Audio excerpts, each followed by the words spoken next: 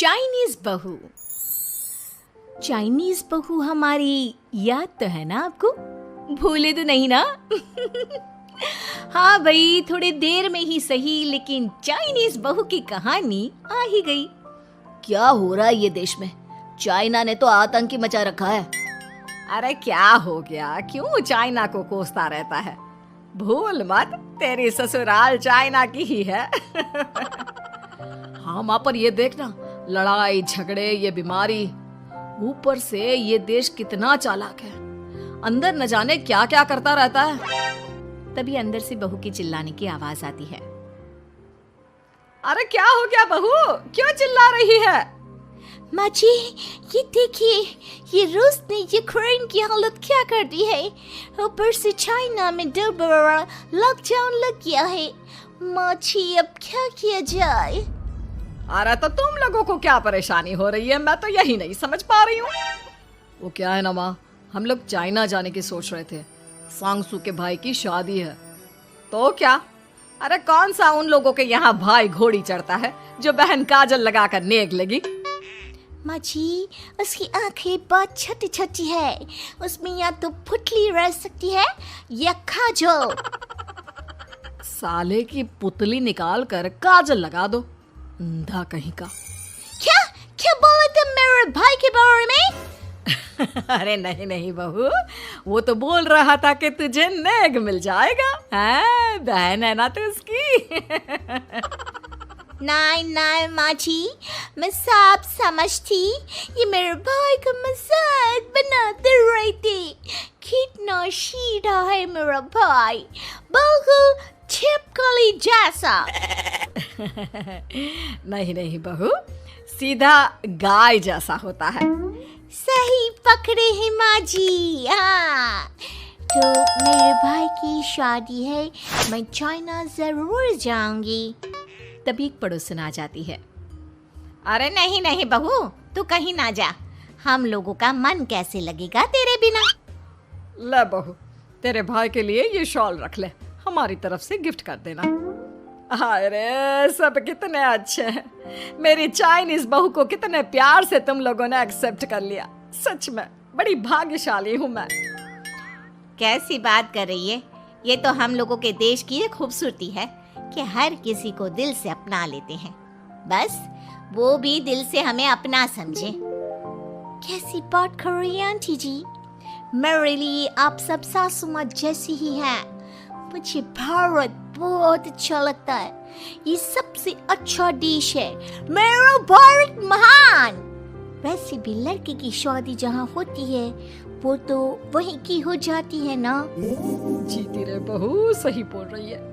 औरत तो होती ही पानी की तरह है, जो जहाँ जैसे रखे वैसे ही शेप ले लेती है। आंटी जी, ये थोड़ा सा ज्यादा हो गया, समझ नहीं आया।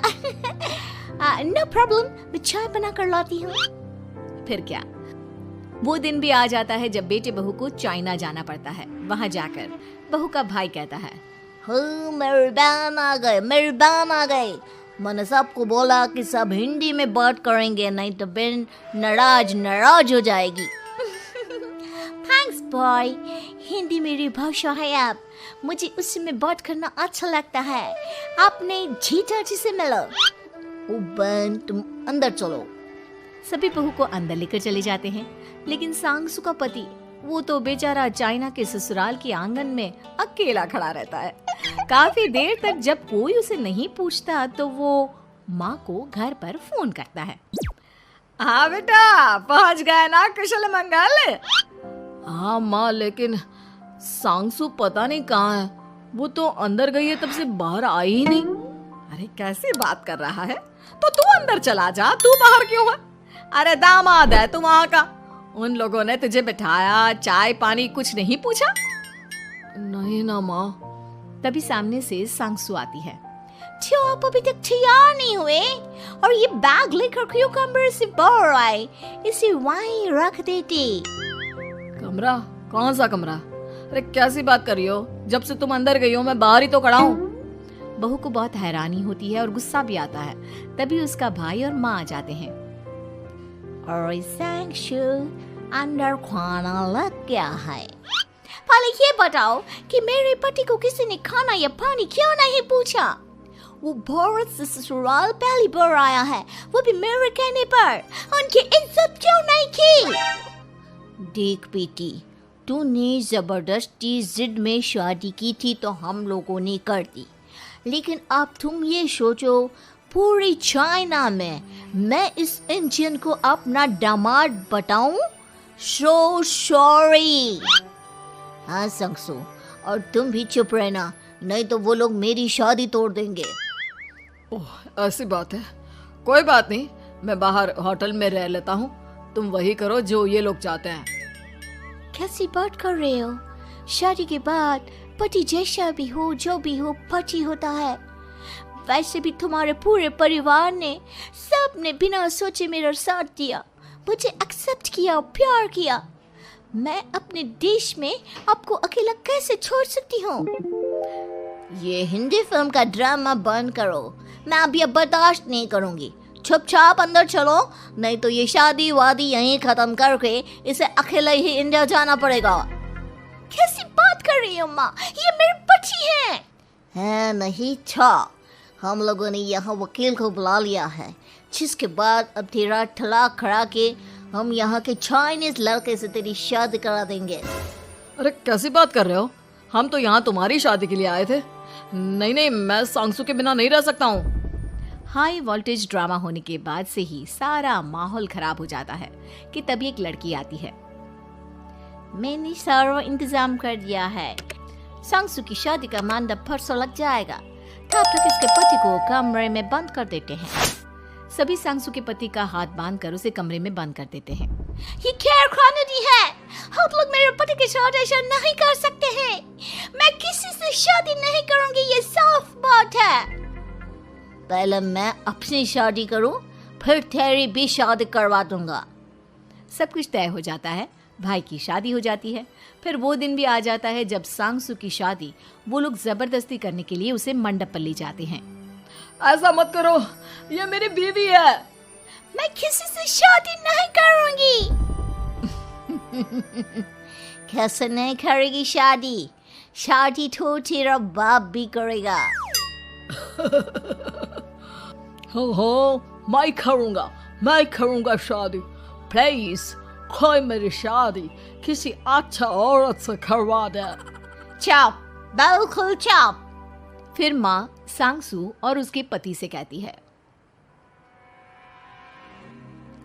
तुम लोगों का बच्चा मेरी कैद में है। अगर तुम लोगों ने कोई भी होशियारी की तो मैं इस बच्चे को मार दूंगी। दोनों माँ का रूप देखकर हैरान हो जाते हैं। बच्चे की खातिर दोनों शांत हो जाते हैं और शादी की रस्में शुरू हो जाती है कि तभी सांगसू की सास पुलिस के साथ आ जाती है। माँ, सरसू माँ आ गई, मेरी माँ आ गई। माँ प्लीज हम लोगों को बचाकर वापस ले चलो। पुलिस सभी को गिरफ्तार कर लेती है। बेटी के बच्चे को मारने की धमकी तो कोई चुड़ैल ही दे सकती है। अरे तो ये चुड़ैल ही तो है। ये सही बोल रहे हैं, ये औरत किसी चुड़ैल से कम नहीं है। तभी उन लोगों का बच्चा भी आकर सांगसू के गले लग जाता है। माँ, तू सही समय पर आ गई, लेकिन तुझे कैसे पता चला कि यहाँ ये सब हो रहा है? बेटा, ये चाइनीज लोग ना होते ही धोखेबाज हैं। इन लोगों पर मुझे भरोसा नहीं था, इसलिए मैंने तेरे फोन को हमेशा के लिए मेरे फोन से अटैच कर दिया था, जिससे तेरे आसपास होने वाली सारी बात मैं सुनती रहूं। उस दिन भी मेरी तेरी बात हो रही थी तो तेरा फोन ऑन था, मैं सब समझ गई थी। मुझे माफ कर दो। नहीं, बिल्कुल नहीं। चलिए माँ जी, इंडिया वापस चलते हैं। आज के बाद मैं यहाँ कभी नहीं आऊंगी। अपने पराए घर की लड़ाइयाँ कितनी भी हो, लेकिन ये भी सच है कि किसी पर कोई आपत्ति हो तो अपना ही परिवार साथ देता है। भैया, मेरे पीछे पुलिस लगी है, प्लीज मुझे बचा लो। रवि और राज दो भाई, लेकिन दोनों में कभी नहीं पटी। अरे क्या हुआ छोटे, क्या कर दिया तूने? अरे कुछ नहीं भैया, मेरा दोस्त है ना राजू, वो मुझे लेकर बैंक गया था मुझे नहीं पता भैया कि वो वहाँ बैंक लूटने जा रहा है। मैं उसके साथ बैंक में घुसते ही सीसीटीवी कैमरे में दिख गया हूँ। अब पुलिस मुझे ढूंढ रही है भैया, मुझे बचा लो। राज कुछ सोचता है, फिर कहता है, ओके, तुम यहीं रुको, मेरा एक दोस्त पुलिस में है, मैं बात करता हूँ। तभी वहां रवि की बीवी राज की बीवी के साथ आ जाती है। तुम लोगों के घर जब तक पुलिस का आना जाना है, बच्चों को यहीं छोड़ दो, उन पर असर ठीक नहीं पड़ेगा। तभी वहां पुलिस आ जाती है। चलो चलो, कौन है रवि, थाने चलो। मैंने कुछ नहीं किया, मुझे कुछ नहीं पता। अरे वो तो पुलिस स्टेशन चलकर ही पता चलेगा कि कुछ पता है कि नहीं, चलो। कहानी का फ्लैशबैक। भैया मुझे मेरे मकान में हक चाहिए ही चाहिए।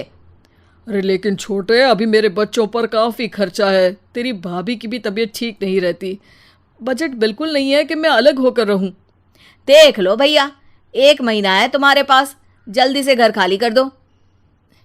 अरे कैसी बात कर रहे हैं भैया, मेरे शरीर में अभी इतनी हिम्मत भी नहीं कि घर को खाली करे। तो क्यों अपना पोषण बेचा भाभी? अरे तुम तो जानती हो, पिताजी की बीमारी के कारण उन्हें हमारी ज़रूरत थी, कैसे आते पैसे। ससुर जी तो बूढ़े थे भाभी, उनकी बीमारी में भी पैसे लगाना कौन सा अकल का काम था? तो क्या पिताजी को मैं मरने के लिए छोड़ देता? अरे रवि तू तो समझ, पापा को हमारी ज़रूरत थी, उन्होंने हमारे लिए हर वो काम किया जिससे हमें खुशी मिले। बैक टू रवि जो जेल में बैठा है। ये मैंने क्या कर दिया था? मैं ना पिता का हुआ ना ही भैया का। मेरे साथ जो हो रहा है ठीक ही हो रहा है। तभी वहां पुलिस वाला आता है। रवि तुमसे कोई मिलने आया है। भाभी आप यहाँ क्यों आई? पुलिस स्टेशन है ये भाभी। भैया आपकी जगह मेरा भाई होता तो क्या मैं नहीं आती? अच्छा ये खाना ले लीजिए, खा लीजिएगा। आपके भैया लगे हैं वकीलों और पुलिस वालों से बात करने में, डरने की कोई बात नहीं। जब आपने गुनाह किया ही नहीं तो सज़ा भी नहीं मिलेगी। रवि भाभी को देखकर रोने लगता है। घर में साक्षी चुपचाप बैठी होती है कि तभी सोनम कहती है, अरे साक्षी क्या हुआ, परेशान क्यों हो रही हो? भाभी अभी अभी पुलिस स्टेशन से खबर आई है, इन्हें बड़े जेल में शिफ्ट किया जा रहा है। मैं क्या करूंगी भाभी? रो मत, हम अच्छे से अच्छा वकील करेंगे। लेकिन उसमें तो बड़े पैसे लगेंगे दीदी, हम इतना पैसा कहाँ से लाएंगे? अरे क्यों, ये मकान है ना, और मेरे कुछ गहने भी हैं। साक्षी की आंखों में पानी आ जाता है। पर दीदी ये तो आप और भैया की मेहनत की कमाई है। पापा के बाद भी तो हम लोगों का सब खत्म हो गया था। पापा को तो बचा नहीं पाए, लेकिन भैया को ज़रूर बचा लेंगे, और भगवान चाहेंगे ना तो दोनों भाई मिलकर इससे भी बड़ा मकान खड़ा कर लेंगे। साक्षी। थोड़ी देर में राज वहाँ आता है। सोनम सही कह रही है साक्षी, पैसों की कमी के कारण किसी भी बेगुनाह को सज़ा नहीं मिलती। राज एक अच्छा सा वकील करता है। सोनम और साक्षी बचाए पैसे और अपने गहनों को बेचकर रवि का केस लड़ते हैं और जल्द ही रवि जेल से बाहर आ जाता है। रवि राज को गले लगाकर कहता है, भैया मुझे माफ़ कर दो, मुझे साक्षी ने सब कुछ बताया है। भैया आपने मुझ पर विश्वास किया, मेरे लिए दिन रात मेहनत की, भाभी ने अपने गहने तक बेच दिए। भैया आपने तो पापा के लिए भी पैसे नहीं देखे, लेकिन मैं बहुत ही सेल्फिश निकला। भैया एक आखिरी बार मुझे माफ़ कर दो, मैं शर्मिंदा हूँ। अरे भाई अपने तो अपने ही होते हैं, पापा ने हमारे लिए क्या नहीं किया ये तुम्हें बताने की ज़रूरत नहीं है मुझे। और फिर तू तो मेरा भाई है, पैसे से बढ़कर रिश्ते होते हैं भाई।